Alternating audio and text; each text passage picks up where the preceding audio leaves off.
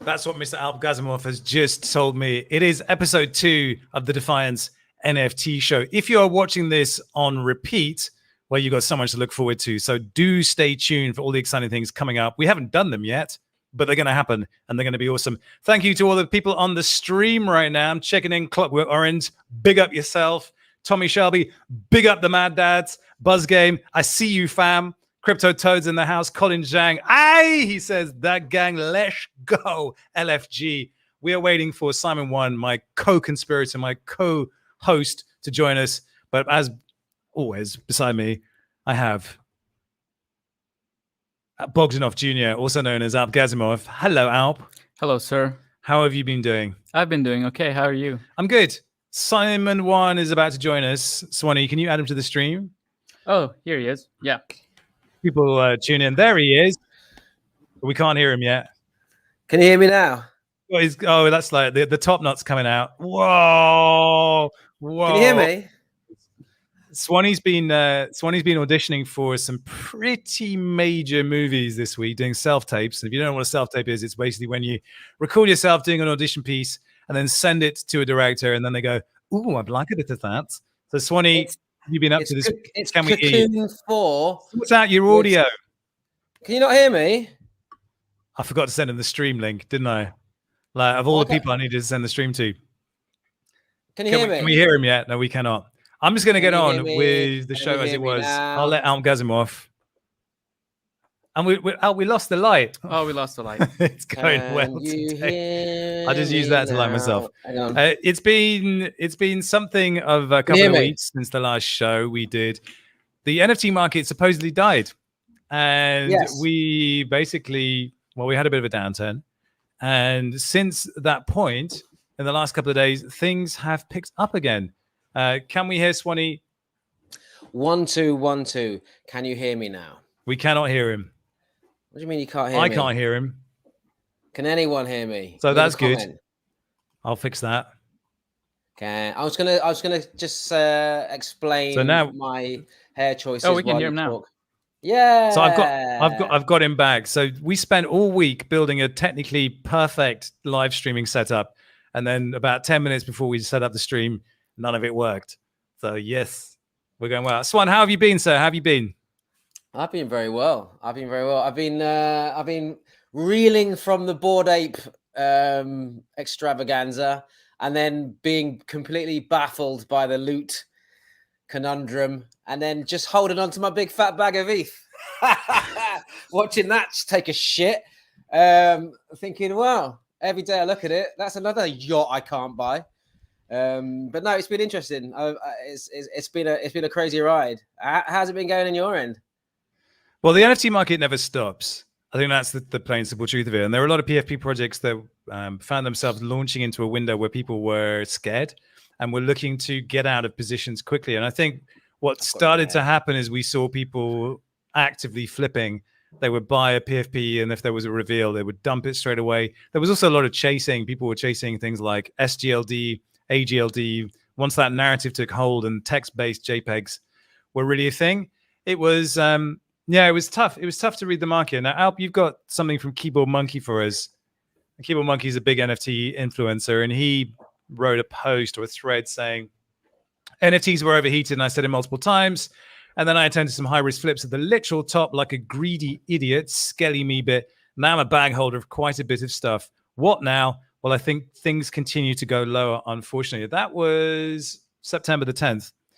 It was quite a pessimistic post. That's what tends to happen. People vent on Twitter and they say, oh no, it's terrible, I'm an idiot. And yes, we probably all are idiots, and we probably have been buying stuff that we shouldn't have. But I think it's always worth taking a little bit of a step back and having a think about what it is that you have bought. And just remembering one thing, that NFTs have communities which are, if you buy the right one, very well suited to riding out the storm. And because they're quite difficult to sell anyway, I've seen more and more communities ride up that are really resilient. What's been your experience, One? Well, I did exactly that. After the Bored Ape thing, I had a massive FOMO, which stands for fear of missing out. And I brought myself a mutant ape at a relatively insane price. just because I felt like, oh God, yeah, I had a fat bag of ETH and it was all over, but I missed my little ape face. And when you're on the Twitter, when you're on the Discords and you see the things flying by and it feels like a real community, it feels buzzy, it feels like a lot of people. I thought, oh God, I need to get back in there. I need to get back in it. And I think I paid way too much for something that, you know, if you talk about intrinsic value, isn't worth as much as it could have been. I don't think anything's going to get to the Bored Ape Yacht Club, really, not for a while now. And I did a baller move and I made you swap it with something else live on this show. Yeah, that's true. Actually, you did. You made me a promise. We did a digital handshake that I would swap 10 Top Dog Beach Club dogs for your mutant ape that you bought.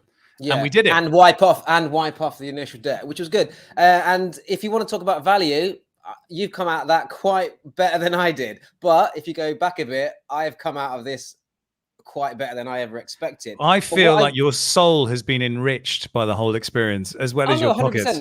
100%. It's got me into it. I mean, I still have my reservations with a lot of things, which we will discuss further on in the show in terms of that. But as what you was talking about with the community and that, I did feel like, oh no, now I'm not part of that anymore. I can't just wangle my Bored Ape and go, yo, I am part of the gang. Like, not so much like, oh, please like me. It's just kind of like dick swinging or tit swinging.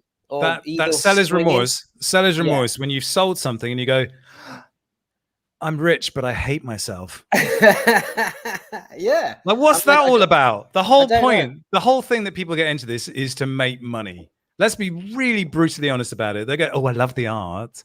But really, they love the money more than the art. And they'd flog their grandmother if she was an NFT and they could get some ETH for it. Sorry, Granny. Well, but you know what I mean? Both my grannies I sold for JPEGs, and now they're both dead. You know, and I made $3 or $4 out of it. Alp is laughing. I love my grandma. It never happens. Don't sell your grandma, Alp. Learn from your mistakes. I won't. I'm not Never Robin. sell her. Yeah, I value my grandma over Ethereum. I would sell anything if it was an NFT. I'm such an NFT slut now. It is ridiculous, and it took me till like April of this year to really slut myself senseless into NFTs. But then once I did, I was just like, this is great. I mean, I don't know who. That's why we do the show. Listen, yeah, there's so much I want to talk about this show. We're just eating time. So listen, this whole kind of bear market thing is debunked by a little kind of spreadsheet I found from Zeneca33. Big up yourself, Zeneca33. And he was just, doing some numbers about the floor plus unique owners. And yes, the floor is kind of this misleading metric to a degree because it tells you where the most paper-handed seller is, but it doesn't really tell you much about the rest of the project. And what he discovered was that unique owners was up. So the distribution of NFTs across big PFP projects was up. That's a good thing, genuinely a good thing. The more decentralized the project is, the better it can look after itself. And generally, the numbers were good. If we go into NFT stats, which is where I like to go, you get an idea of where the market is going. And yes, of course, in August, everything went nuts. And that was kind of almost entirely driven by art blocks. The numbers around art blocks were absolutely insane. But we have stabilized to a degree. And if you look at the volume in 24 hours on CryptoPunks, 29.62 million. And of course, with that few trades, but that high numbers in the trades, it's still pretty impressive. 7.75 million in Bored Apes. And the one that always jumps out at me, CyberKongs. I mean, this is a project where there are almost no NFTs. Nobody has them, and yet they're still doing massive numbers. And there's number 5 here, Peaceful Groupies. This is a really fun one. It almost made my most favorite drop of the week of the last couple of weeks, but it didn't. And then where's loot on that? Just go back. It's down. I don't think it's actually on these stats, but it would probably be somewhere like 5th place, 6th place, something like that. What I'd like to look at is the currency, which is Damien Hirst's NFT drop, which for me gives you a pretty good idea of the general health of the NFT market. And when I look at the Palm sales, because the thing about the currency is it's a real blue chip piece, and you have to be quite well off to afford it. And what I've tended to observe is that the people who are buying it are quite sophisticated, and they're people who probably only own like 4 or 5 NFTs. So when we see the buying numbers on these, and then there was a huge buy all the way up here that was like, I think that's the record, $172,000 for one of these. And if you look at the actual pieces themselves, it's very hard to tell them apart. So that, you know, there has to be something about them that drives the value. And we can start to see the chart curling upwards again. It came all the way down here, but this is a very easy way of judging whether the NFT market is bullish or bearish.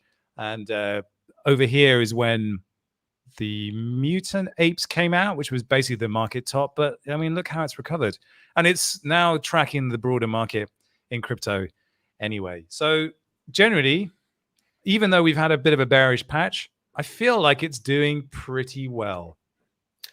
Do you think, though, it's ever going to be the way it was in August? I mean, I don't know. I don't think it will. I think it has to level out, because as you're going back to this exclusivity club with the Damien Hirst stuff, I love Damien Hirst. I like nothing more than a shark in a box that I can see. And that you can walk through the middle of. Yeah, that's the thing about Damien Hirst. It's like, it's a shark, which is cool. It's in an aquarium, which is cool. It's dead. I don't know how cool that is. And he cut it in half. Yeah. All those things are cool. And to have a piece of that historical piece is good. But like, the barrier to entry to be in that club is so high now. But that's why, for me, the people who are buying these pieces have to make quite a big decision to buy them. So if you see the numbers there, that's not reflecting retail FOMO. That's reflecting sophisticated buyers feeling like they're encouraged to be part of that sort of NFT narrative in a way that they might not have otherwise been, which I think is, you know, if we talk about what's going to drive adoption, you need more people to come in, and that's going to be led by bigger sales and bigger numbers and bigger volumes. But I disagree with you entirely. I think the opportunity in this space to grow and rise up is there's always way more headroom than you think. What I experienced in 2017 with shitcoins is that there was always more headroom, but shitcoins have absolutely nothing to do with NFTs. It's a very different proposition. Even though people are trying to apply the lessons from ICOs to them, they have a very different vibe once you're in them. And you know, if you owned a shitcoin couldn't just airdrop you another shitcoin, although some of them did, but they couldn't just create more value for you and then add DeFi on top. That just wasn't possible. So there's a bunch of different value propositions here, which are only just starting to be experienced by people in this space. We're going to jump onto that. First of all, though, new segment, Swanee. It's called the Community Corkboard. And in this section, we allow ourselves to give a shout out to a project that needs our help. Help, hit it. It's doing well. There we go. So the Top Dog Beach Club, who are friends of ours, they are doing a pop-up NFT gallery on Oxford Street, which is main shopping street. It's the biggest shopping street in London. And they're doing that on Tuesday, the 28th of September. They are looking for other projects that might want to come in and be part of that as well. So if you're in a UK-based NFT project, or you have a big UK community that wants to be in that pop-up gallery, Top Dogs do so many things well. They execute brilliantly, and they're also very generous and nice people, and we love them. So if you want to be part of that, just get in touch with them, find them on the Discord, and make yourselves known, because as we've said before, it's not a zero-sum game. This, you know, we can all share in each other's wins. And I'm going to be there. So come and say hi. Also, the Top Dog Bunch, if you do have a dog, they're doing a free go-kart rally race to become the top dog of the racing track, which I think is pretty good. So yeah, shout out to them. If you're a young up-and-coming budding NFT entrepreneur, get yourself down there. Come up to me, slip a $5 in my pocket, and I'll hook you up. Nice. Cheers. So we are going to jump into the kind of the stories that I captured the last couple of weeks. Obviously, loot. We covered loot on the Defiant. There's a big film we did about it. We're both baffled, shocked, surprised by it, annoyed by it. My OpenSea now is an absolute disaster. It's full of text JPEGs. I want to hide them all. I'm ashamed. But at the same time, you know, there's this weird sneaking suspicion that something good will come out of it, but nobody really knows. And it was just generally a massive distraction, and people were chasing stuff for no good reason. And things have kind of settled. I think it signals the death knell of NFTs in many ways. I like to akin it to the invention of the sampler. You have a lot of different music styles. They're all good. They have their scenes. All of a sudden comes the Akai NPC, and you can take little pieces, and then music becomes mutated into anything they want. And I think that's kind of what Loot signals in this NFT art space, because where can you go from a visual representation of text, which is a text representation of a visual? Yeah, you're talking about this elusive game that might spur from it. But I do personally, and I'm not bagging on them because I think they're cool. I think the idea is fucking genius. I even said it. I'm sure I said it to you. I go, one day it'll just be fucking selling texts and fucking idiots will buy them. Not saying that people are idiots, but I do think, where can it go from there from an aesthetic, artistic point of view? You can't. When you're selling artwork as words and it's hitting 60K, 70K, people are getting them for 0.043 ETH and flipping them for 100 ETH or whatever they are. Like, where can you go? Like, and that's my main issue. And I always bag on about this. It's just that iterative nature of NFTs and crypto essentially, but NFTs specifically. The iteration has to and will, like all other forms of art, stop. And it's not a bad thing. It's not a good thing, but it's just, okay, there has to be a plateau. Like, where does it go now? Well, if anyone ever does a text-based thing again, it's just going to be the same as that. They keep doing it. That's the thing. It's an endlessly forkable. The overhead to forking it and putting your own one up, you didn't even need to put a website up. You didn't even need to register a URL. You could literally just fork the code, put the smart contract up, and keep going. And people did. And there was a lot of crap that happened, and people were chasing the coin airdrops for various projects. What, on the flip side of this, what has happened is a bunch of people who didn't see a place for themselves in the NFT space, who tended to lean towards being more coders, played a bit of Dungeons and Dragons, they have found a place for themselves in NFTs that wasn't there before. For instance, Andre Cronje, the legendary developer behind Yearn Finance, he found a place for himself in NFTs, and he's building it on Phantom, but he's actually found something that makes him happy. And if there's that level of brain and energy going into something like this, then who are we to say that it's bad? Well, I don't know if it would have been as successful if it hadn't come off the back of Bored Apes, Christie's, and the worldwide media going crazy for it. I don't. If that would have launched at any other time, I don't know if it would have. I mean, there is this elusiveness, and the fact that it was very different, I liked. You know, you have. I mean, let's not lie about it. Every PFP project is essentially the same project with a different font. Well, and then when Luke came out, I was just like, well, I beg to disagree. I beg to disagrray. Well, no, we're not going to have this. We're not going to have this argument on air. We will duke that one out on air. We're not going to. No, because we've got other shit to talk about. Okay. We've got other stuff to talk about. On this loot thing, before we put it to bed, there is a lesson here, which is things creep up on you and they gain momentum in stealth. And there is a project we're going to talk about, which is the CryptoToadz, that did exactly that. And it feels like it taps into a similar kind of vein. But there is another project which was also on my radar, which is the CryptoDads. We put out a tweet which said, who should we talk about this week? And we put out 4 different projects. CryptoDads absolutely slated. They came in hard, just completely swamped my Twitter feed. And it was really good fun. But like, CryptoDads occupies a different space. It does a different thing. It occupies a different space to Bored Apes.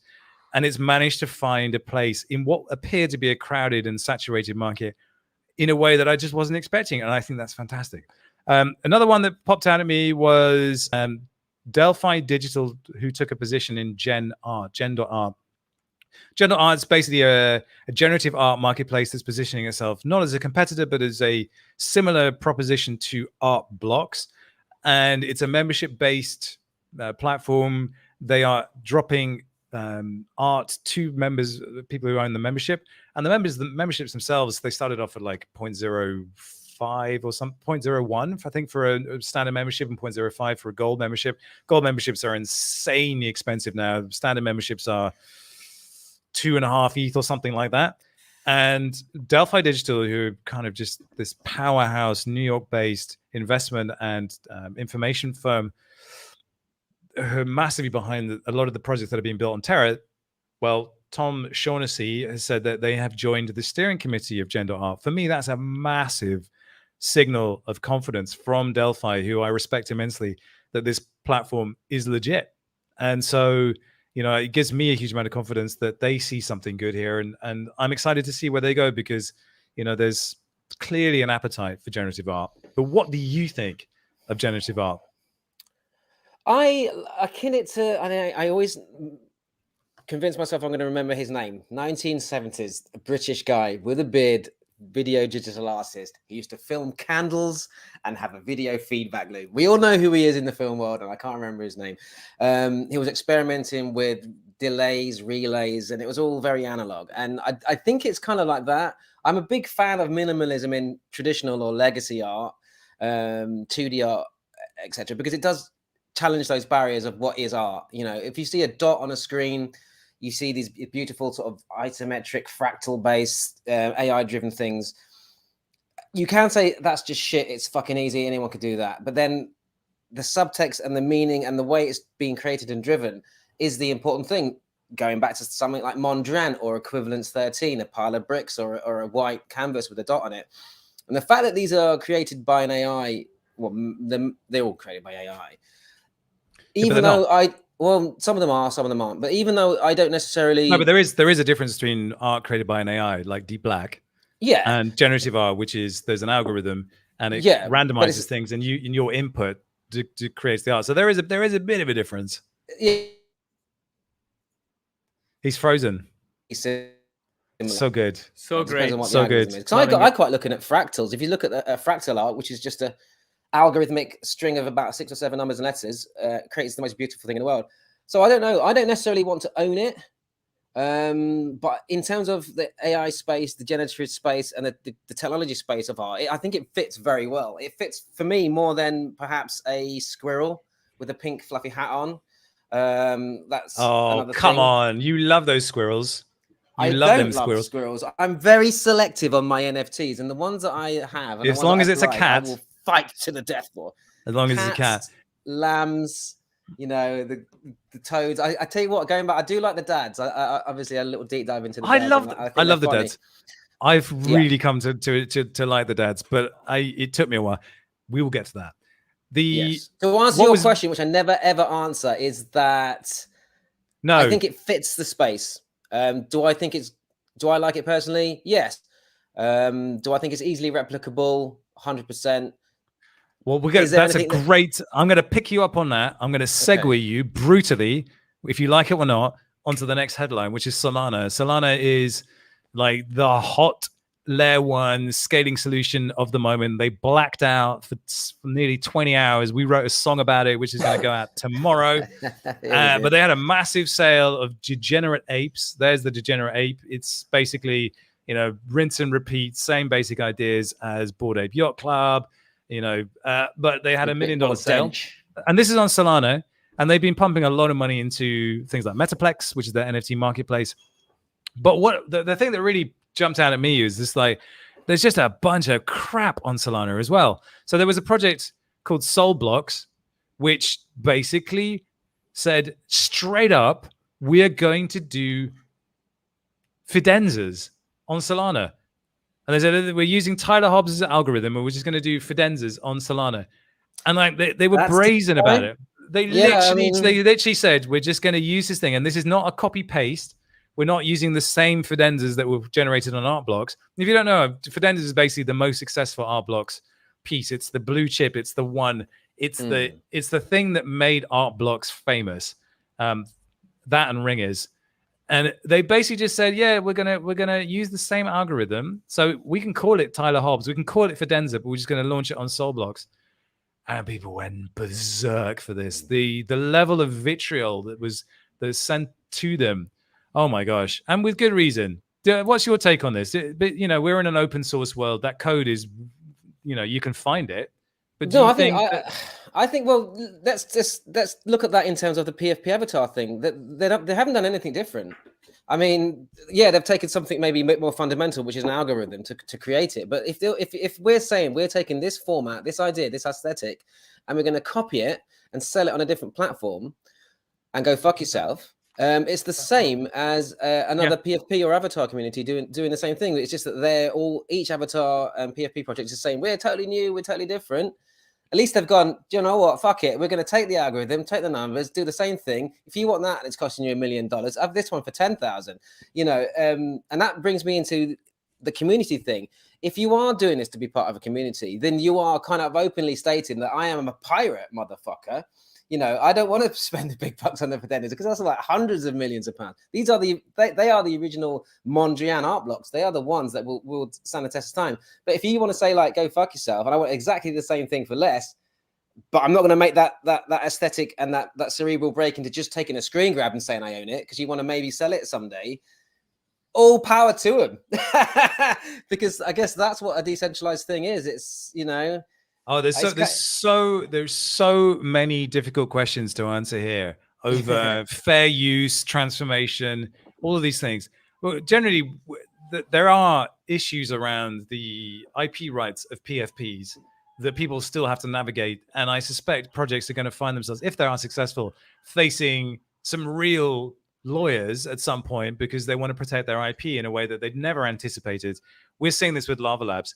But in terms of this is just straight up theft, because at no point did Tyler Hobbs ever say, this is an open source piece of code. He worked for years on the Fidenza code. It is not a thing that you just press a button and it happens. Fidenza is Fidenza and is celebrated. Well, it is. Yeah, but Fidenza represents the output of a human who spent hours, weeks, months, years finessing the code to the point where he could let it go and 1,000 pieces would be minted, all of which he was happy with. That's basically impossible.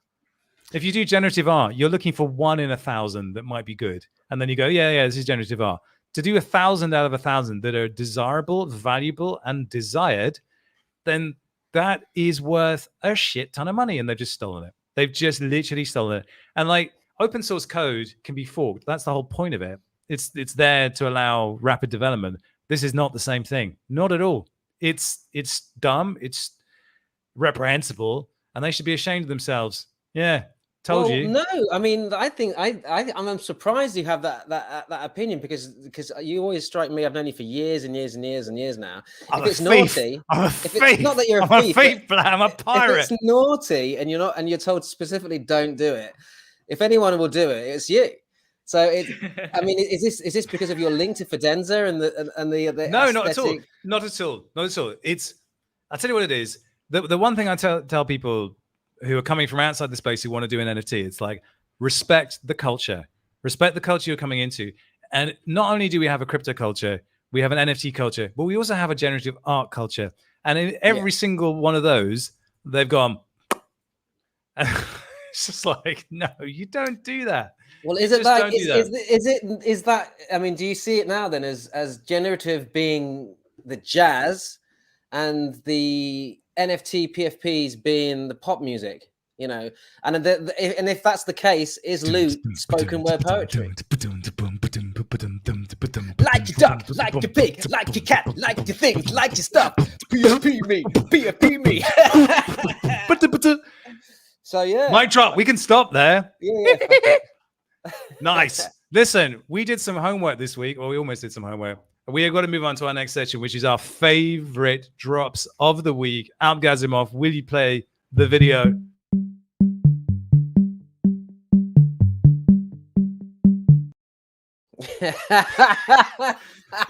We dropped a bottle of whiskey and it smashed and it made a big mess in the studio. It took us about an hour and a half to clean that up, but we did it for you because it's fun.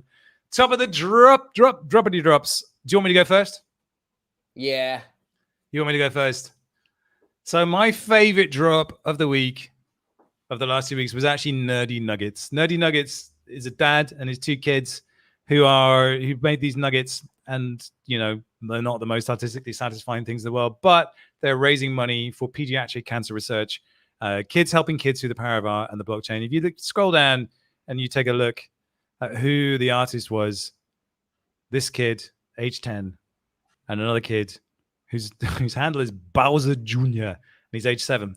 And there is a bit of a theme running through this episode of youngsters taking this space and making it their own, and I'm all for that. I did have some other drops that I genuinely really, really liked, such as the Peace Voids.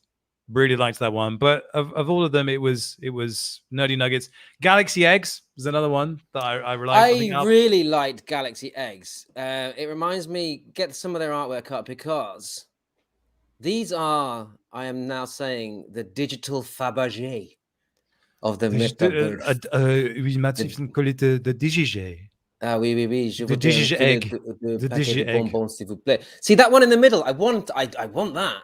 I really Oh my want god, that one. it's pure sex. Yeah. And this is something that if you're maybe new into the NFT thing and thinking, why am I buying a fucking 16 by 16 pixel monkey? Why am I buying a load of lines?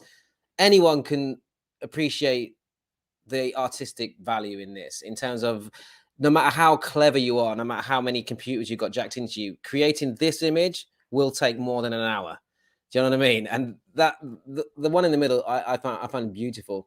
I would like to own that, but I would like also to have it as a print, like 4 foot by 4 foot, in my boudoir above my lion's pen. What's the floor on these? Because I'm guessing they're going to shoot up. Are they dropped yet?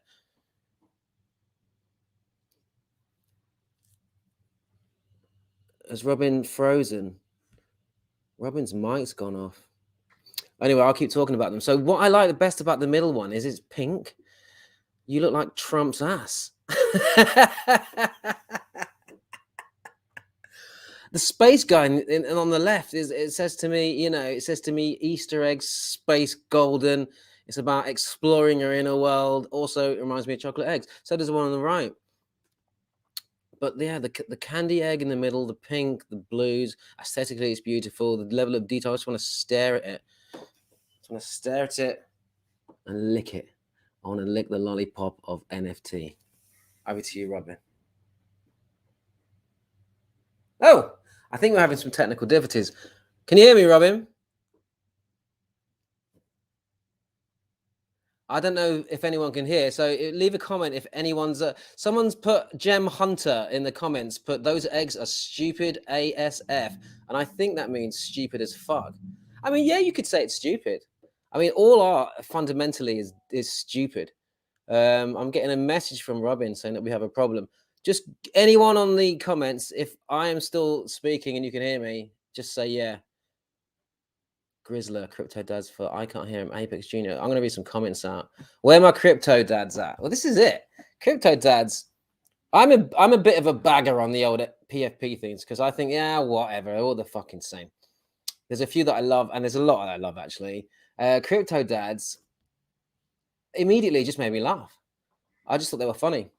And I'm a huge fan of Bob's Burgers. So seeing that art style, seeing that aesthetic, I kind of like locked into it, and reading a little bit more into it. The team actually interesting. There's a white guy with long hair and then an Asian guy with short hair, which is like a bit of a swap between Robin and I. What we got looking at? We got floor is 0.79. Ethan Marcus, I'm guessing that is for the eggs. I mean, is that expensive? I mean, are people going to jump in on that? How much do people have in their bags of glorious ETH? Because it's not cheap. 0.79 ETH or even 1 ETH is not cheap. I did a similar thing with koalas. I had a little stack of ETH and I thought the koalas are coming in, and I liked something and I paid way too much for it.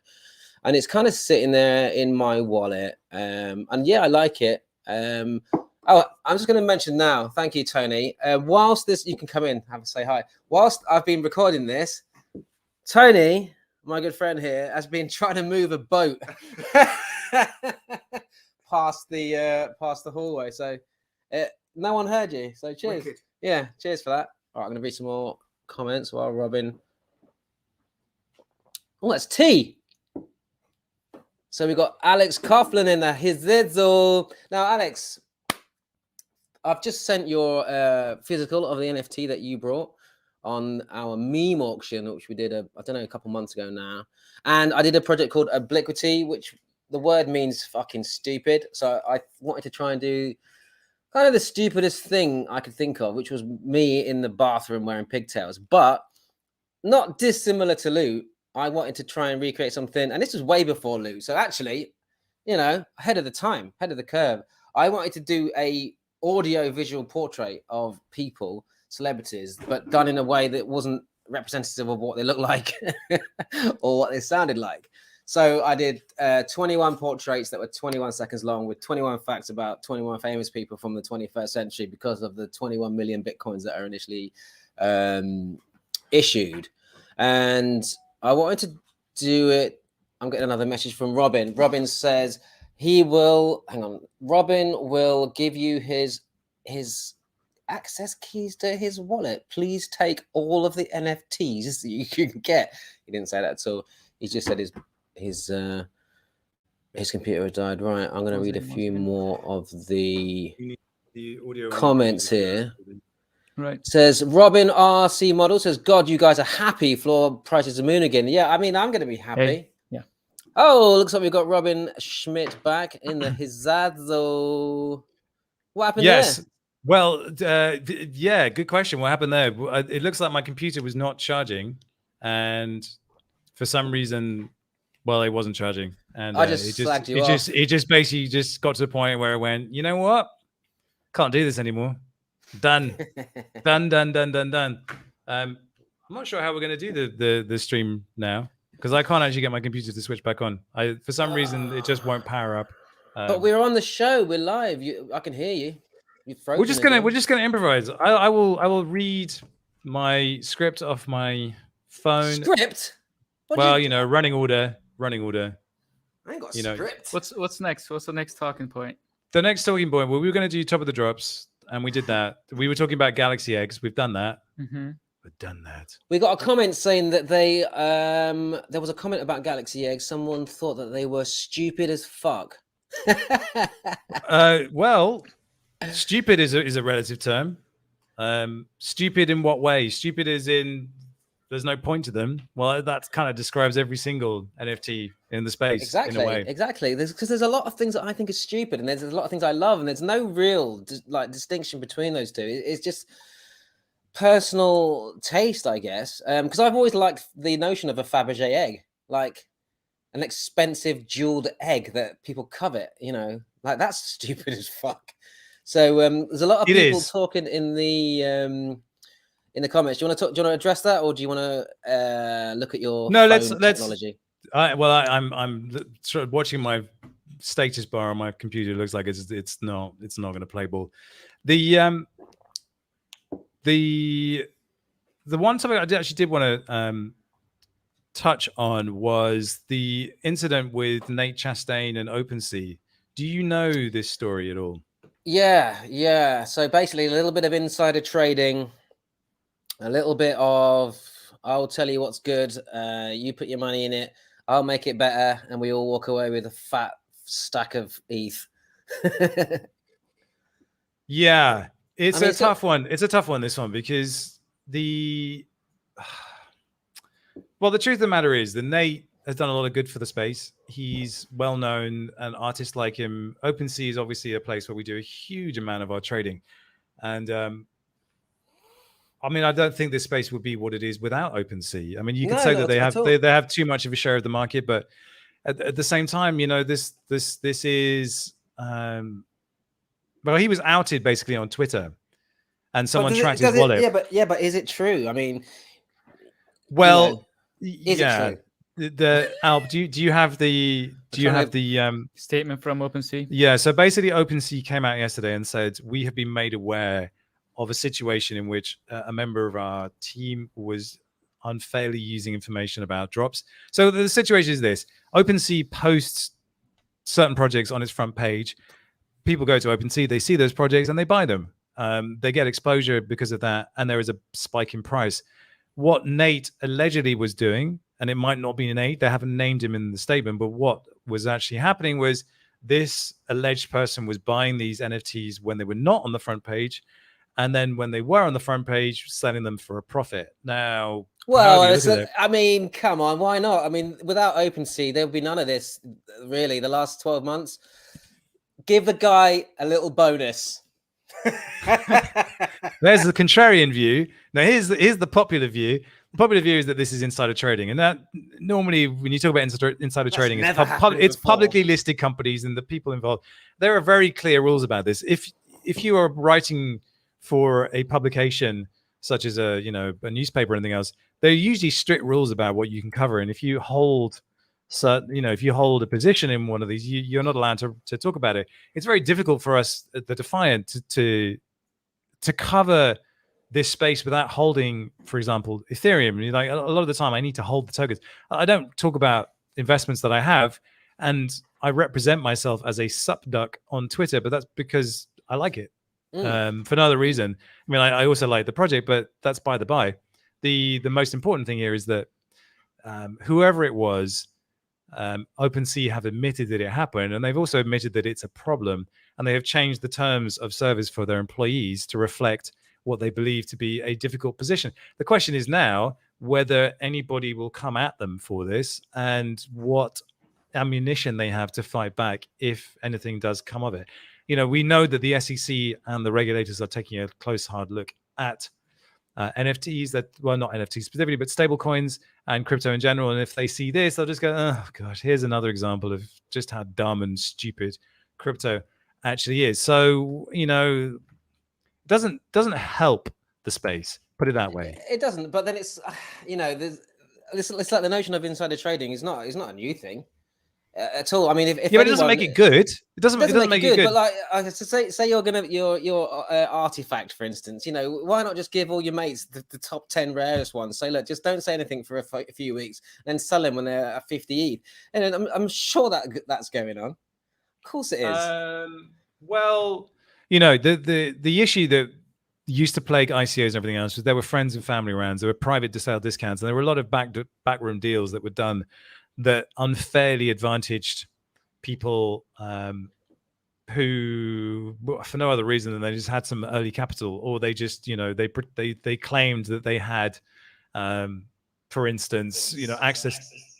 Ooh, trippy. They claimed that they had access to marketing and the other things. That hasn't really happened with NFTs. But if we're starting to see, these privileged access levels or privileged situations, then it kind of starts to undermine what was good about NFTs in the first place. That's why. Yeah, it does. Well, Jonathan Kelly in the comments said that the need to force him to sell his NFTs and give the money to charity.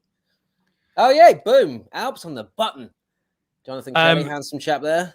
Yes, they could. Alps actually put Beanie's response on the screen here. Beanie jumped in as he does on Twitter. Can't actually read what he says. Let me see.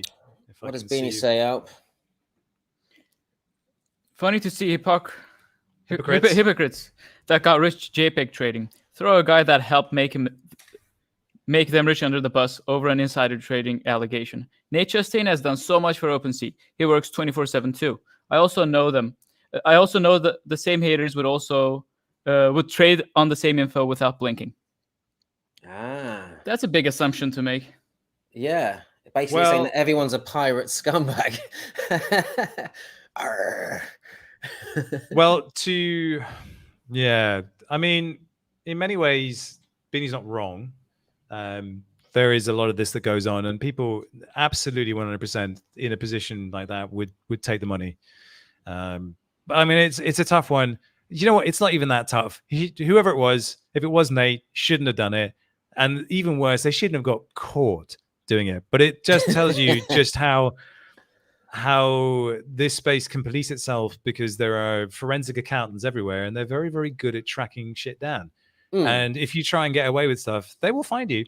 I mean, well, that's the whole point, isn't it? The exposed decentralized blockchain, the unfuckable ledger that is there for eternity. Anything you do wrong, I mean, it's going to be there. Someone just quickly said, will this get uploaded to the channel Apex Junior? Yeah, it will be up on the channel, I guess, a few seconds after. Yeah, no, we will. It will be. So moving on, because I appear to have got my computer back together. That's a lucky thing. Going on to that privileged position, you and I have been both sent, if I can share my screen. There we go. Yes! A TDBC honorary member NFT, because we helped out TDBC. And there's also some one-of-ones on subducks as well. So the top subducks are one-of-ones, and there's like 10 of them or something, which were different to the rest of the collection. Do you think it's fair or right for there to be like one-of-ones, or a tier above, or blue chip versions of PFPs? Because I'm a bit conflicted about that myself. I think 100%. If it's a valid thing, I mean, and also in terms of Why is it bad? Because there's an intrinsic value which other people don't have. I'm not going to sell mine. I mean, it's going to be you're a pretty low baller if you're going to sell something that's been designed specifically for you with traits, personal traits with you. I mean, for me, it was an honor to be. I mean, the conversation started with Top Dogs was they were going to and may possibly still be doing an attribute, which was my scar, and I wanted a glowing scar, which was an honor in itself. And then to be suddenly dropped this cat that kind of had my suit on, the glasses, and then with Robin's, who's the astronaut, because you're like a next level, fifth dimensional alien from the future. So that's representative of you. I think it's great, and I don't think that it's not something that I'm going to sell.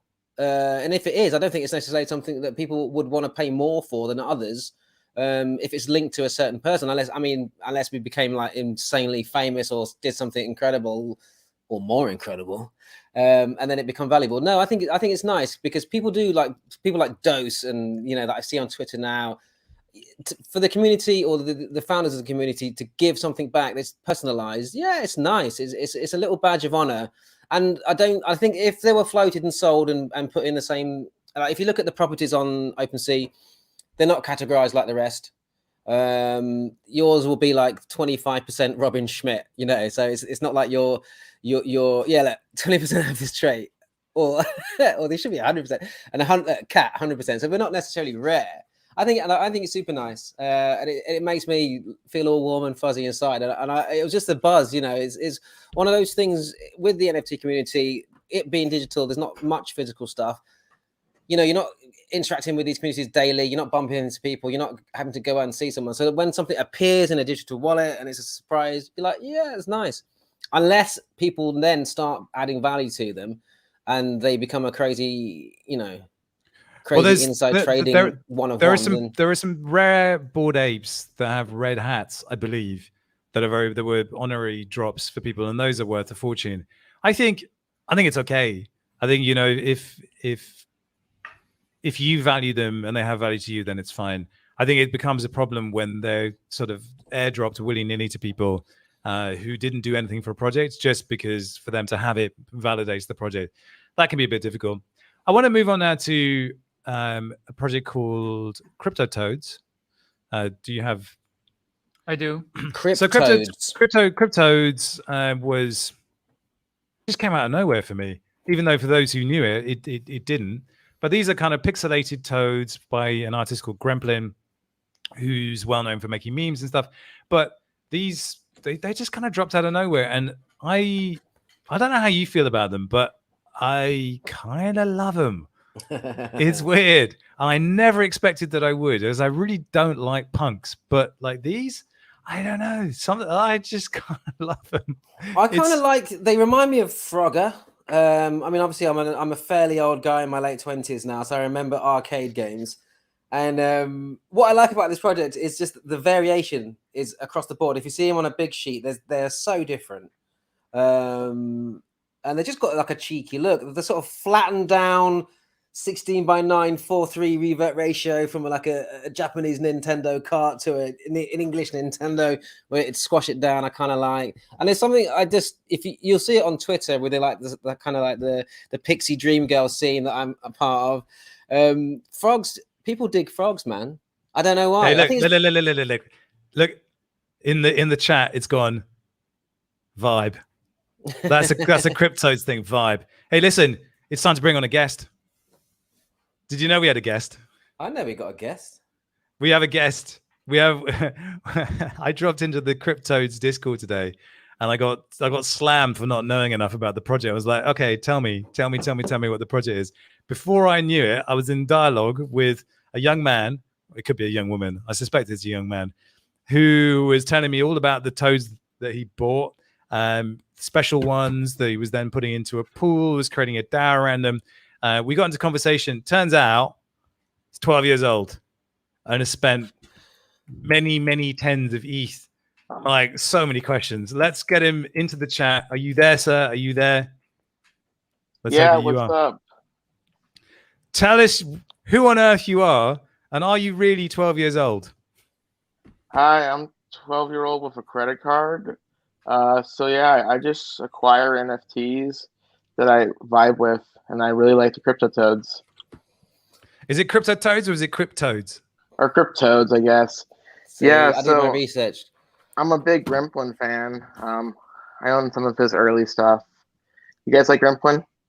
Yeah, man. Well, yeah. I mean, you know how hard this space is to keep track of, but like, when did your NFT journey start? Because like you've got other stuff to occupy you, like TikTok. Like, how did you get into this? I don't know. What else would I do? I don't really know how to answer that. Like loads of stuff. Like my daughter's 9 years old. She's not that much younger than you. Like she's not into NFTs, although she kind of does dig the art. But like, you know, you're spending. I hope it's your ETH, but if it's your dad's ETH, I hope he knows what you've done with it. He's done good with it, mate. That's what he's done with it. Yeah, I started with like $500 in NFTs, and you know, just kind of went more and more. I mean, I don't know. So CryptoToadz. Well, you do know because you've got a plan, you've got a strategy, and Yeah, that's evident from the conversation that we had. That yeah, I mean, so yeah, I'm a big supporter of the ghosts, but that's pretty cool. Yeah, so what are the ghosts? Are the ghosts a flavor of CryptoToad? Yeah, man, they're like the rare ones, I guess. There's like 19 of them, and so I kind of saw them like, because I mean, I personally believe that CryptoDads will be the punks or the next punks. I mean, I think in the future, if we're talking about profile pick projects, there's gonna be three. I think it'll be CryptoPunks. I think it would be Nouns, which Grimplin was a part of that, and then I think it would be CryptoDads. I mean, it just kind of makes sense for each of them why they would be in the pantheon. And when I saw the ghosts, I was like, this is the alien punks. Right. And so I found, a bunch of the ghost holders. They kind of all had the same idea. And so we said, you know what, let's start a group together. I mean, it's kind of funny because in crypto, like whenever you guys start groups, it's like you call it DAO. I mean, the even funnier thing is like, I feel like every DAO has DAO in their name. Like we're not really past that point yet. So yeah, we started a Ghost DAO, and we're just gonna try to like grow the ecosystem. I mean, you gotta think like this guy's 12 years old. He's talking about DAOs and ecosystems. It blows my tiny little brain. How do you know so much, and how do you think this way? Is it just from hanging out in Discord channels and those conversations rubbing off on you? Because this is like DAOs are relatively recent things anyway. But like the way you're talking, it sounds like you have a really good grasp of how these communities form and what the value of them is. I don't know. We're in a generation now where, I just saw Steph Curry's brother, Seth. He's engaging in a Twitter thread with, VVD, Vincent Van Gogh. So, I mean, this is the new generation. But I mean, the Toads, dude, they're a pretty cool project. You see like 6969. So, the cool thing about them was there was like 21K of them, and they were all handpicked. And so that they picked, like the best ones, and you can kind of really see the love of all of them. And that's what I like about it. And I mean, the biggest thing is the community of it. That's kind of the whole vibe thing they're all talking about. It's like a thing in the Discord. Yeah, there's definitely a feeling and something different around it. I like the fact that they really didn't market it very heavily, and it kind of emerged out of the blue. And yeah, I'm excited to see where you go with it, and I'm just kind of shocked and heartened and slightly surprised and slightly scared that. Well, let me ask a question. I mean, what was it that got you into it? Is it the community? Is it the money, the artwork? Would you as a human being be interested in the artwork without the scalability and the money and the flips? I mean, yeah, that's kind of, I don't know, probably an issue with some of these NFTs, as you're saying, with the money. But also, I think, I don't know, maybe the money kind of gives it the value. Like, I don't know if people would really care about NFTs if they had no money, right? Yeah, I mean, you're 12 years old with a credit card. I mean, you've got aspirations. I mean, the thing is, you can look back 3 or 4 years and see how quickly things have gone. Robin and I, when we were 12, I think, I don't know, the best you could ask for was a can of Coke and a Mars bar. Generation Gap, presented by the Generation Gap. Defiant. It is. Well, that could lead us nicely onto CryptoDads later, but I know, but that's where we're going. Did you like that? That's a segue. It's a segue. It's coming up. CryptoDads, I know that you've been waiting a long time. I cannot wait to get into it. It's coming. It's coming. But all power to you, man. 12-year-old with a credit card. I mean, you must be balling. I mean, do you tell everyone, or is this a secret that you keeping? Are you King Buster in school? I'm guessing you go to school, or are you just have you fucked it off now? Because I'm a millionaire. I'm staying at home. Yeah. How did you even get ETH? Because you can't get a Coinbase account. Yeah, just MetaMask. I mean, I had a credit card. Good Lord. I have so much to learn. Well, listen, thanks very much for sharing your time. CryptoDads is genuinely a fun project. The art is cool. They're enjoying a nice little run right now. And, you know, vibe. That brings us smartly onto the project that both Swan and I really kind of just went, what? And then fell in love with, CryptoDads. Swan, take it away. CryptoDads. Well, let's get some images of crypto. Hey, there's a CryptoDad. Let's get their page up. So basically, CryptoDads is a PFP project based loosely on the art styles of a popular show called Bob's Burgers, by an artist, Leia. I hope I'm saying that right. And I want to say as well, two of the founders, there's a Caucasian guy with long hair and an Asian guy with short hair, which kind of like if you swapped Robin and I, which I think is funny.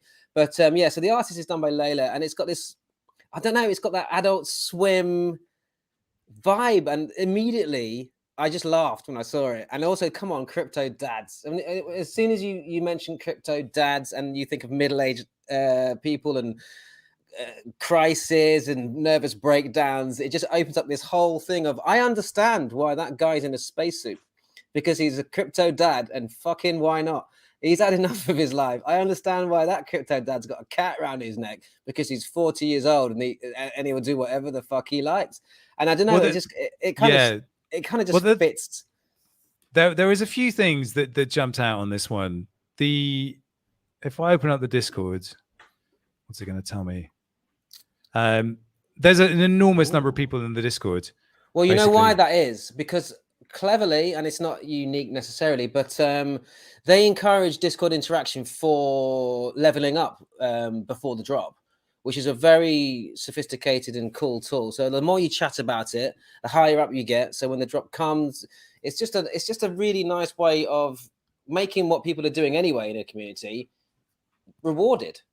With physical and NFT based loot. Well, they're not on rarity tools right now. Normally, you're listing on rarity tools, everyone goes whoa and piles in. Someone shilled this to me way back and said something strange like they ran a survey and it said that there were more people who would make this their first NFT than any other project. There would be.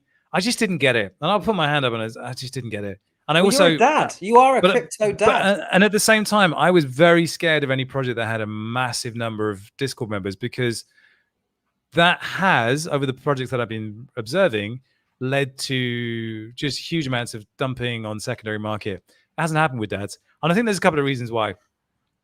When I look back at Bored Apes, Bored Apes captured a sentiment and a feeling for the people who bought them. And it was this feeling of being a degenerate and capturing emotion in a way that punks didn't and that Hashmas didn't. You look at these crypto dads, and there's a buttload of them. They just represent this feeling of being completely out of your depth, and they're just funny, and they just meme so well. Yeah. They just meme the crap out of everything. People flooded my timeline with just there's so many dad related things, and they just look like these doofuses, and they represent what we actually all feel about ourselves. And interestingly, they're looking the other way with the kind of, yeah, but like you can really identify with them, and like they're just funny, and there's a dad for everything. Like I wish I had one. I don't.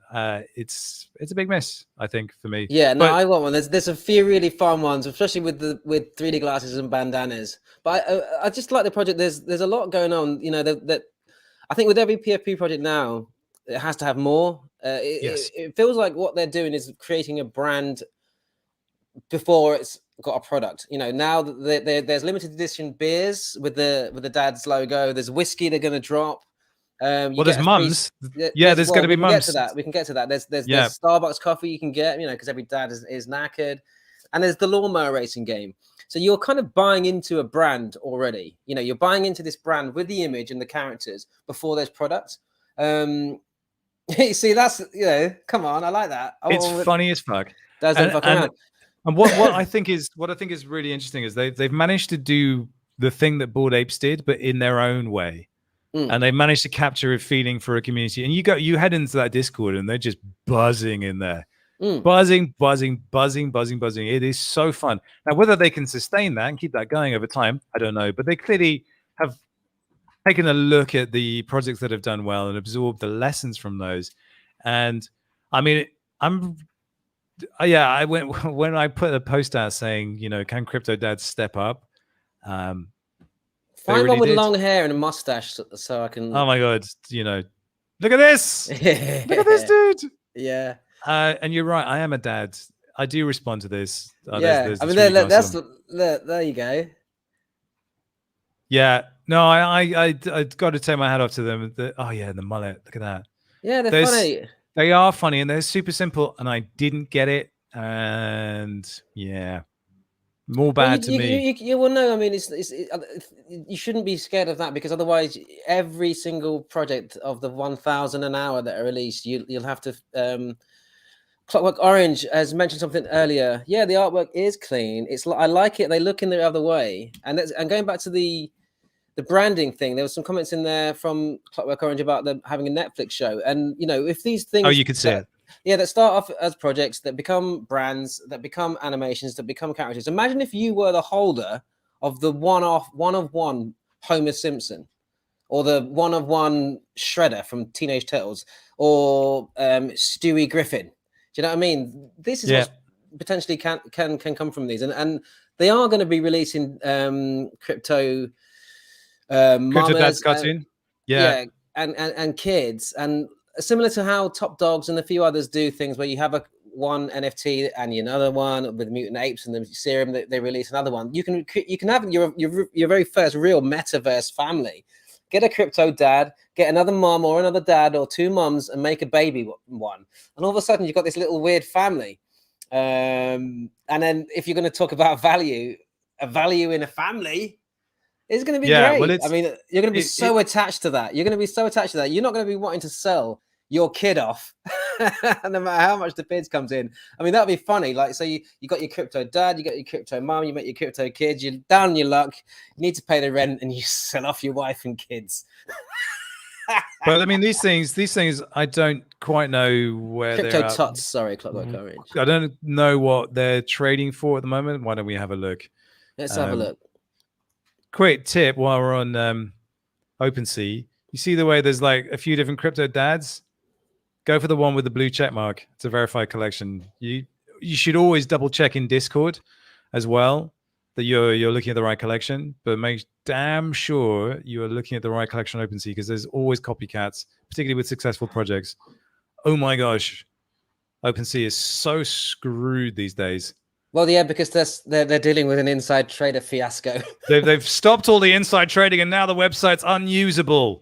So turn the insider trading back on, please. Turn the button on. It's quicker. So normally what I would do is I go through rarity tools and take a look at the general collection, see what the rarest ones are. But I can't. What I will say though is that they have a really nice one. When you look at them, you can hear the voices. You know what I mean? Oh, we've got a 1.99 now. People are dumping. Oh no, it's over. Well, it's not over. It's not over. Well, that's fun. So we're talking about evolution of projects as well and how they might keep people excited and keep people interested. And of course, breeding is one.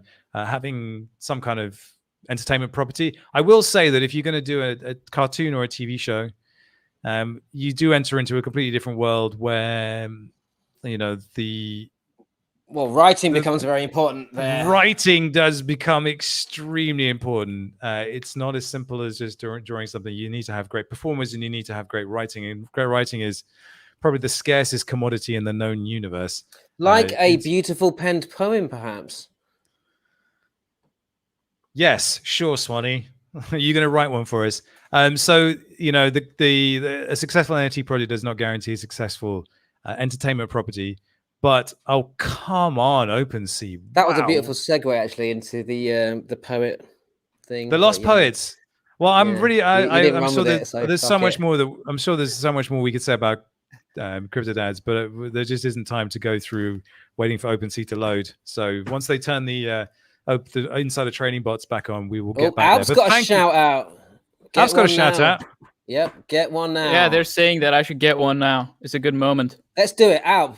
Get one now. And Yeah, Robin and live OpenSea. Yeah, we'll Crypto steal Dad it buying. from you. Oh, I'm being told that it's I didn't. We're being accused of saying it's dumping. I don't. It's not dumping. We didn't say that. It was a recount of a comment. It was a recount of a comment. Is it on Rarity Tools? I can't see it. We need to move on. But thank you, CryptoDads, for making our week very entertaining. It's been very good fun. Lost Poets is PAX drop. It actually happened a couple of weeks ago, but these are basically just blank pages. And if we go to, I think it's, can we search for Lost Poets? Hopefully this will load. No.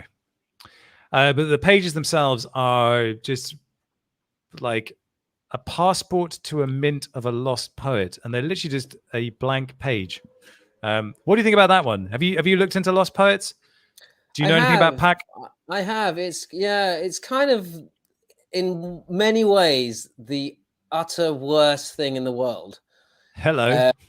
And in other ways, an absolutely inspired genius, like punt at selling literally fuck all. Because there's one thing I don't like in the world, it's fucking poems. I love songs and I love rap, but I cannot stand spoken word poems. The way it's delivered and the pauses and the this and the that. But you know that this isn't actually poetry. This is going to be like so these pages are a passport to mint a lost poet, whatever that ends up being. Nobody really knows. And because this is PAC just does things entirely the way he feels like doing it. He's a crazy, or they are a crazy collective that just do things their own way. And honestly, nobody really knows what these things are going to be. There'll be generative haikus, man. You know, and they'll probably sell for 500 million quid. But there's an absolute ton of them out there. Of course, there's an absolute ton of them out there, and they're when I think they were trading around half an ETH, they're probably gone up now. Yeah, but I love the fact that they've done it. This is it, because as much as I'm bagging on it, because I'm not really. I do hate spoken word poetry as a performative art form. But the artistic merit behind something like this, which is we're going to give you a blank sheet and it may contain something profound. So get in now because it's going to be valuable, and it might even say something in the random nature of life and the random elements of existence. Some really beautiful things can have real fucking true meaning. So you never know. You might dosh half an ETH on one of these things. You mint it, and it might say the most profound and important thing you've ever read in your life, created by an algorithm. I mean, it might not, but the fact that it might, and they've done it. And Lost Poets is also a great name, and I like the font. It looks nice and clean, and it's something I definitely. But this is PAC's thing. They do things very specifically for crypto. I mean, there are a bunch of artists who've risen to fame, like Ferocious, like Beeple, like Xcopy, that are really specific to crypto. But PAC, of all of them, seems to be the one that's really could only exist in crypto. And of course, I'm probably doing many a disservice by not talking about them, but people are hot for this one, and I don't quite know what's going to happen, and that's sort of part of the appeal. Wow, we've gone on a long time, haven't we, Swan?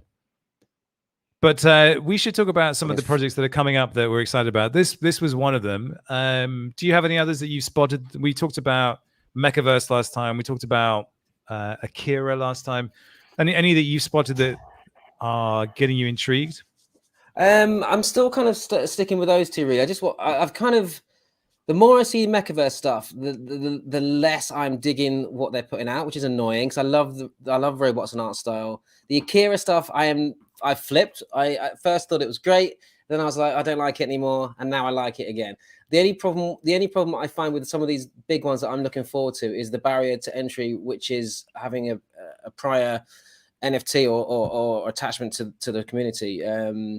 G Evolves I know it's not a new one and it's not dropping soon, but it's an artwork that I'm really digging, and I'm almost pulling the trigger on a G Evolve.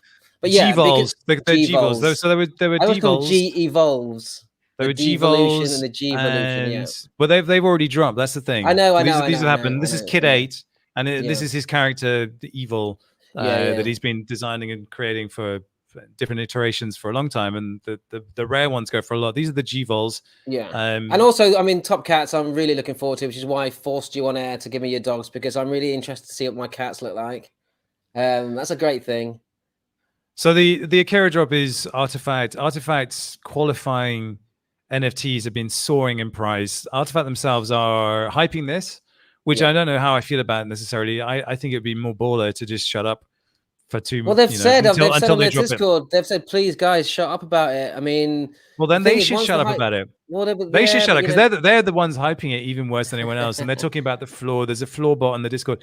I don't know. There's a very real danger these could be overhyped, but then I think the pricing they're putting on them is probably going to be fairly interesting. And there have been some drops recently. Peace Voice was one. The Loom drop, which is happening at the moment, Loom Lock, is very interesting in terms of the way that they're doing 3 days worth of bidding, that you can sort of bid in an area and hopefully you get into to buy the NFT, so that the gas wars aren't there for that one, which I think is kind of interesting. So that's sort of happening ongoing at the moment. The one I'm kind of looking forward to, it's actually on Solana, is Star Atlas. This is just a massive kind of free-flowing, crazy space adventure, doing all sorts of weird things in God knows what. The art looks amazing. The whole vibe of it looks amazing. It's probably going to be completely oversubscribed, and who knows what's going to happen, but I just dig the effort that's gone into making it look cool. Yeah, it does look very, very nice. It's kind of No Man's Sky space adventure. Well, it's a bit like the title sequence for the new Star Trek series, Star Trek Discovery. Picard. So there's that one. No, God, no, never. I like Picard. That. It's great. It's terrible. No, and it's moving on, this is Entropes. This is it's basically it's an NFT that evolves as you pass it on. So every time you transact it, it gains in value. So I'm figuring that these will probably be interesting for DAOs to collect, so that they can manage when they stop basically evolving the piece, and when they're happy with the piece, and they curate that collection, and then presumably they'll issue tokens off the back of that. I thought that was pretty interesting. It's a different take on this, and it really forces you to think, well, when do I stop? And there's a few different projects. I like that. That my old argument of greed versus aesthetics. This is kind of aesthetics versus FOMO, because you want to move it on to get the value and to see the change, but will it become a black square? And then who wants, does anyone want to buy that? Well, yeah. What are these going for? There's going to be 2,358 of them at 0.02 ETH, and the drops on the 22nd. Yeah, I think this is an interesting take. We could get one of those and just keep swapping it back and forwards with Alp's wallet and to see what happens to it. That's a great idea. We should do that. Yeah. He always says the right thing. It's amazing. So those are the drops I'm looking forward to coming up. Someone said, hey, what about last stream's giveaway? Yes, we were collecting ETH addresses, and apparently that process has been a little bit problematic, but we're still working on how best to do giveaways, because I feel like we can do a better job of it. We were going to give some away this week, but we're not, because we couldn't get the admin done in time. There's been a lot of stuff going on over on our side. Swan, last thing I wanted to talk about was tokens. So there's quite a few projects now that have launched tokens that you can acquire as a result of the gamification loot. I don't know. I think it's a loyalty card bonus thing, really, isn't it? I mean, I'm not one to have my Morrison's store card, so I mean, I know that it's good to add utility to things, but it's kind of moving towards that is giving the NFTs and the art stuff a bit more of a standard token thing?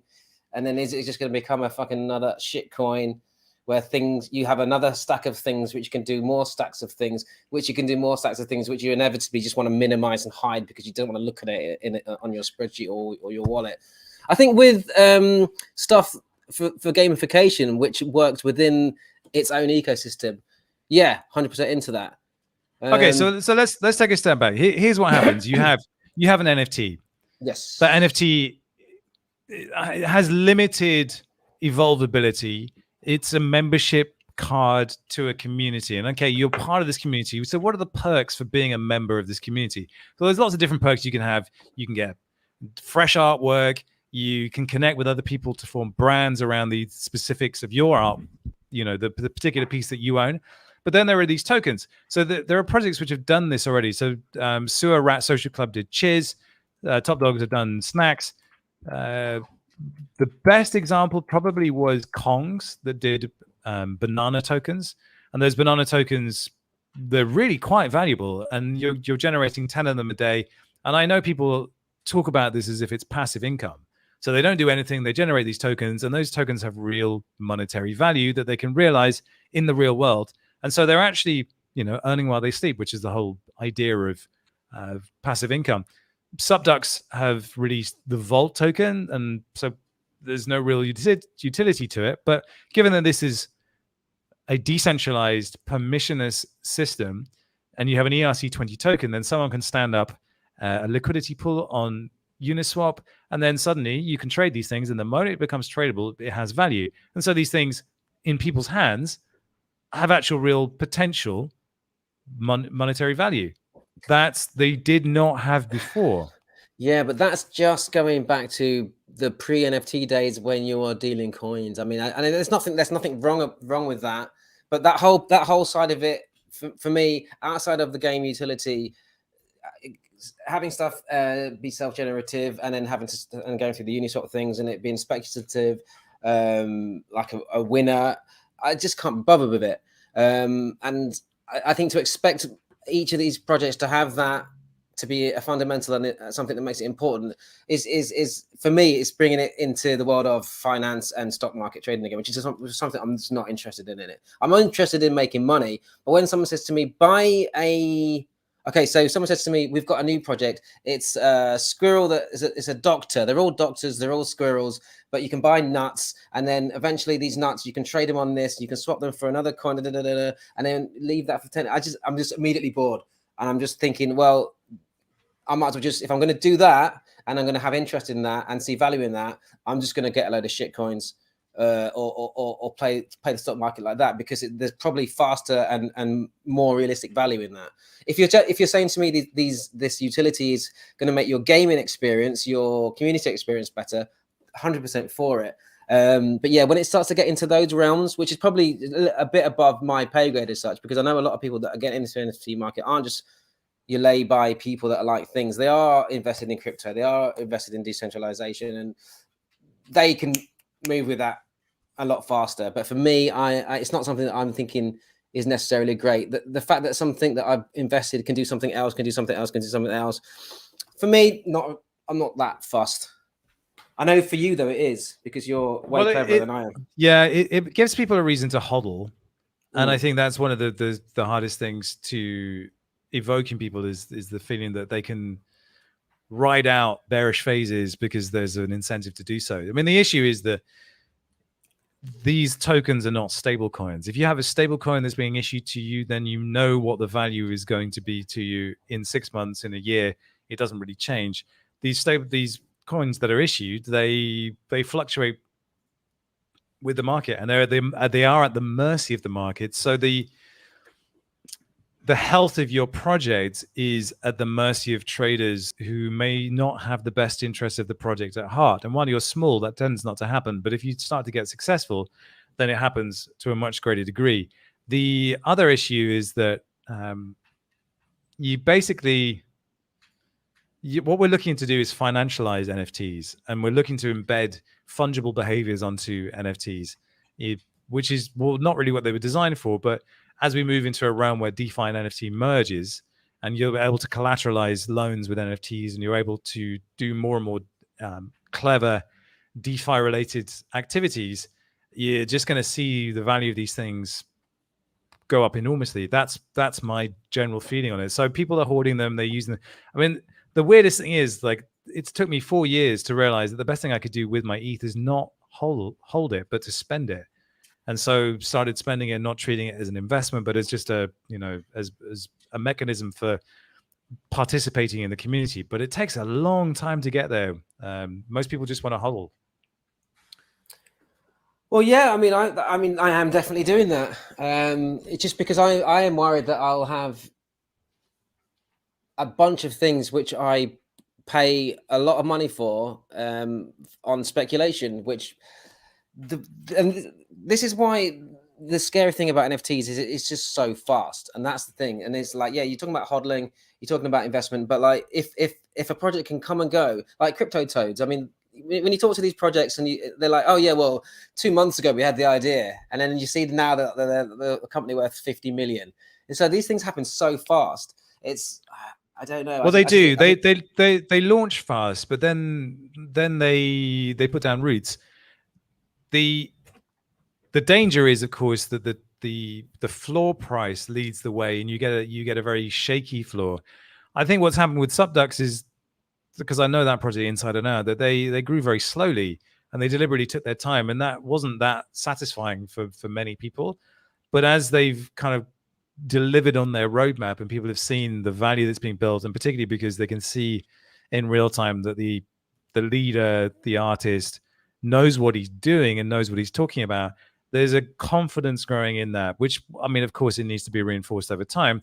But if a project grows too quickly, like the Onis, the 0 and 1s, they blew up so fast, they had to collapse back down, at least in terms of the price. I don't think the community is any different to what it was, but there's definitely an enthusiasm that's gone. And when people have lost money on something, particularly because they got caught up in something and now feel foolish, it's difficult for them to come back and see it in a positive light again. And that's, you only get that opportunity once to seduce people. And so if you waste it and you get kind of caught up in the frenzy of things going up really, really fast, it's not that healthy long term. It might make your bank balance look good briefly, but for a community that wants to last the course, and CryptoPunks have absolutely 100% done that and proven that there is value in being enduring. But that's because of the timing, and there's a very small handful of projects that can be the first or the different or the next. But it isn't just the ones that are the first. Like Mooncats, for instance. Mooncats getting an auction. I think I forget whether it's Christie's or Sotheby's. Sorry, Mooncats fans, but Mooncats, I mean, that's just a testimony to the fact that the hardcore community there kept it alive. And there are a lot of projects that died, but they didn't. They kept it alive. And those OG ones, they have an allure and appeal that can endure. And you hope the CryptoDads can do that. You can see that CryptoDads has the opportunity to really break out and evolve and capture people's imaginations beyond the borders of crypto. And I think that's great. It's just the adding a token on top is it's a step that you should take very, very seriously, because those market conditions, those market influences, when the market is heavily bearish and you're in a multi-year bear, they will bite you in the ass really badly. Just quickly looking at comments, someone says about sevens. I know we were going to talk about sevens briefly. A big shout out to sevens. We put it to a vote, and the sevens lost to the CryptoDads, because the CryptoDads massive. Yeah, they all piled in. I do love the artwork. I do love the look. Do you? Should we give them a moment? Oh, yeah. I'm just pandering to the comments because I want people on the internet. You just want people to love us, to like us, to like us. So the sevens had a bit of a problematic launch, but then so many projects do, and we won't hold that against them, because this stuff is not easy. So the sevens, the artwork is profile, so they kind of leaning into the idea that was made popular by 0 and 1, where you don't see two eyes. Yep. If you're a filmmaker like me, the one thing they teach you in film school is that when you see two eyes, when you see people's both eyes, you get a stronger connection with people. You're an actor. You're very aware of your eye line and where you're looking and what the camera sees. If you only see one eye, It's harder to build a connection with someone. This is what Sevens has. They have not only you only see one eye, but there's also a mask over that eye. That makes it harder That's why to you don't see many engage and pirates on connect. the news. So instinctively, I look at that and I go, okay, but that's going to be hard for people to get to. And that was what the barrier was for me with these. The masks, there's so little of the face. I mean, they are cool, but like this is the one that I like the most because you see two eyes and you see more of a face. But like most of them don't have that. And that for me is problematic. I also, you know, if we look at the most rare ones, let's go back to page 1. They look too similar. There's not enough differentiation for me personally. That's a problem with the rarity tools. I know we talked about last week. It's just a numbers thing. It's you know, if certain traits have certain scores, then they're just going to be rare, you know. But no, I just like the mixture of the sort of the Japanese silk painting background with like the sort of harsh robotic. I hear you. I don't know. Yeah, here we go. But okay, let's look at the variation here. Yeah, of course. Come on, there's a ton of variation. Yeah. There's a ton more variation, and they've really differentiated. It's kind of the problem I have with Vogus as well. That they're just a little bit too samey. Vogus are cool, but I like robots. I'm half Asian, so yes. I hold it on a screen, and I'm going to guess which one you would like. So let's put it to a screen where I can see the most of them. I'm going to say that you would probably like Crypto 2103. 2103? Yeah. Where's that? Third row, third from the right. Third row. It's got tattoos, spiky hair, and an eye patch. Just because I know you like 2 eyes. No, dude, that's you spot on. That's uncanny. Yes, I love that one. Like that one. I love that one. Which one would I? Floor price floor 1.85 ETH. That is just stunning. That's stunning. That's good. Amazing. I like them as well because they're different skin tones. You know. You know, there's when we look at rarity tools. I mean, like, oh my good God, you click on this thing and it's like you'll take you about 10 minutes to get through the list. There are so many. Just talking about the Onis, same thing, profile. The issue I had with these is they just, after a certain point, they just all look the same. I mean, I couldn't separate one from, yeah, sure. I couldn't, like, what's the difference between these two apart from the background? They were just too samey for me. And I had a hard time with them. I mean, I do own a couple of them, but I still had a hard time with them, and that's just me, you know. And there's some really cool ones that just haven't quite landed for people. Oh, there's the Mooncats. Let's have a quick look at Mooncats. This is a proper OG project. So much history here. I mean, these are about as basic as they get. Yeah, but I like the moon and I like cats. Well, there you go. I mean, look at this one. What's going on here?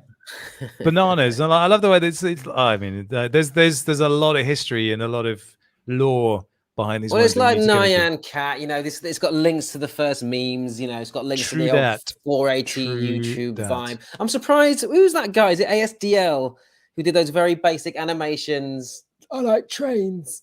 Was it Tom ADSL or something like that? Oh yeah. British animator. Yes, I remember. I'm thinking. And funnily enough, we can talk about this in another episode, but like with NFTs being squares and the animation's been about 15 seconds, like, I'm surprised more people aren't selling vines. I know that there was a couple of the Charlie bit my finger in that, but I think we should bring vines back. We should pixelize vines and bring them back.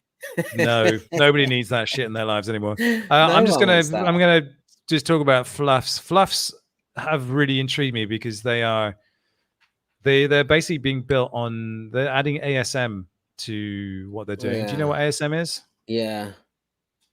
Audio sensory meridian response. No, it's let me see if I can find it.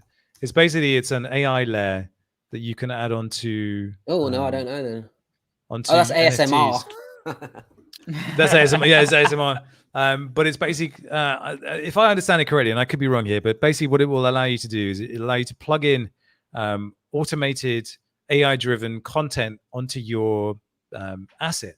So imagine I have one of these things, and it's wandering around the metaverse as me. So it's like a gesture.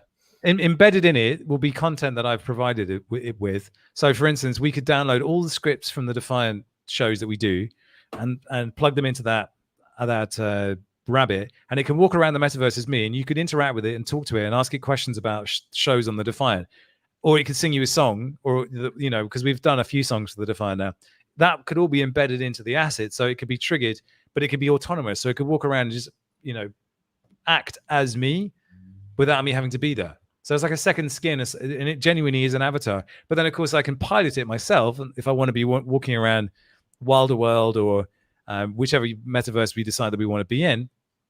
I can be that as well. But that specific ASM layer is going to drive so much value creation. Because if you imagine, you're Logan Paul or you're Kim Kardashian, if there's a virtual version of yourself that can be fed all this content and makeup tips or whatever you want to give it. Horrible. No, I'm now saying this is a horrible idea.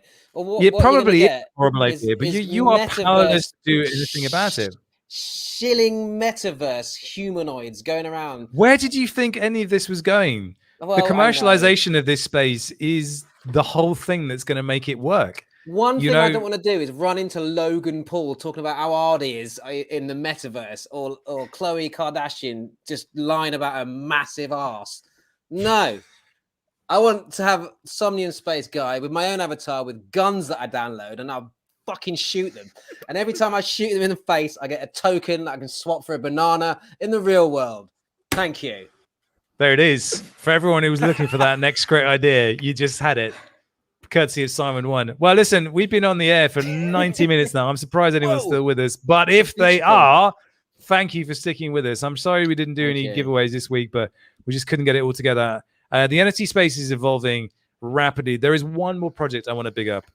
It is by an incredible artist called Rafiq Anadol. I would highly recommend jumping into his Discord channel just so you're up to speed with what's going on there. But he's about to drop something. He is one of the world's leading generative artists. The work that he does has been displayed in the biggest museums around the world. He takes data that speaks to humanity. So, for instance, the way the oceans are rising, he'll take the data from that and create an incredibly beautiful, immersive piece, massive installations. His work is just stunning. And he seems like the nicest dude in the world as well. And he will be dropping a new piece very soon. So get into Rafiq's Discord channel and check that out. Do you have that image, Alp? Yes, there you go. It's there.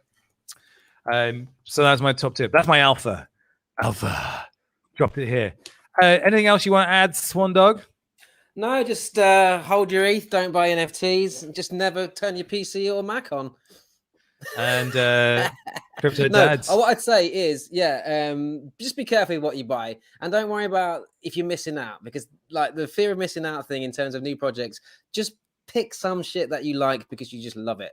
And also keep your eye out for, I think it's tomorrow, we have a very good musical song written by ourselves. Oh, that's right. Yeah, we're covering Solana, but Swan and I did what we normally do. We did a rap song for it, which is going to be fun.